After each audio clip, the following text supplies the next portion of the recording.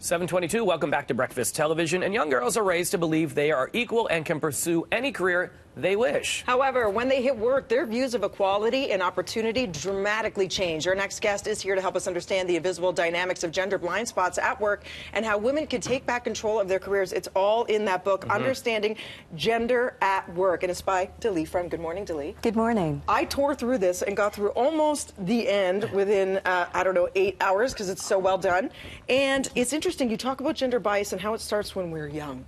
Oh, absolutely. So most biases start because of programming in childhood. So, the gender bombardment of messages, even clothing, right? That's a fairly new development, but everyone is just so wedded to that blue and pink, even before children are born, right? And the messages that come at children are just incredible, and the rules. And so we are raised to understand that there are innate differences. There aren't. Science shows us that is not the case at all, but we're raised that way. We're raised to think that women and men behave differently, and we're trained to behave differently. And so what happens is we have these baked-in assumptions that are incorrect, and so then when we become adults, we're totally not conscious of these beliefs that are mental shortcuts, and we treat people and we judge people based on them without even knowing it. So people can openly espouse they're all about gender equality, but their actions are not about that at all. And that's what you talk about in this, because your actions, you don't realize you're doing certain things. Yes. And the men in the workplace, we were talking about the Me Too movement and things like that. Has that kind of shaped the way people are treating each other in that workplace now? Well, it's not that these gender biases are raising to the surface because of this. So the Me Too movement, something that's really happened and points out how to deal with it, is men, it's rumored, and I heard this early on after the Me Too movement, are afraid to mentor women. And that is a significant problem because we do need men's help. And so ways of dealing with it, recognizing it, are in my book. So there's multiple tools. So really the thing is to raise it to consciousness.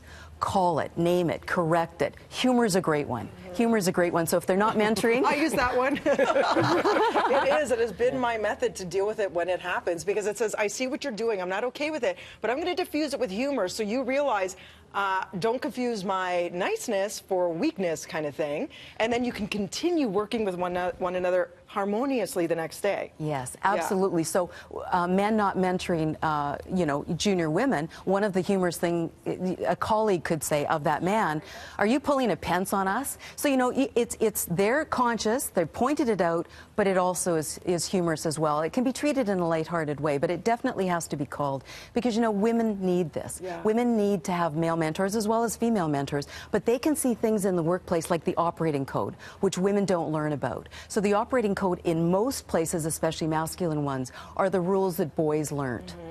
Girls don't know them. So male mentors are coming forward. I'm hearing this from more and more women, which is I'm so pleased with this, is that they're explaining in detail how to make your value visible, which is one thing we don't learn as girls, and boys learn. That we undervalue ourselves. There's so much in here. We're barely scratching the surface. There's so much to learn. Yeah, there's so many things. Why we don't negotiate when we sign a contract, why we're afraid to ask for raises and more money and to assert our place into the boardroom or wherever you work. So much more to delve into, but pick it up. It's Understanding Gender at Work by Delee Fromm. Thank you. We need to work together. Men and women, we can only do this by working together. There is a staggering statistic that not till almost over 150 years from now, are we looking to maybe that's parity? the World Economic Forum. And when I was writing the book, I had to change the statistics so it actually was more years. It's actually stalled. And that's why it's so important. We need to work with men to achieve equality, and there's no shaming or blaming men. We're all in this together.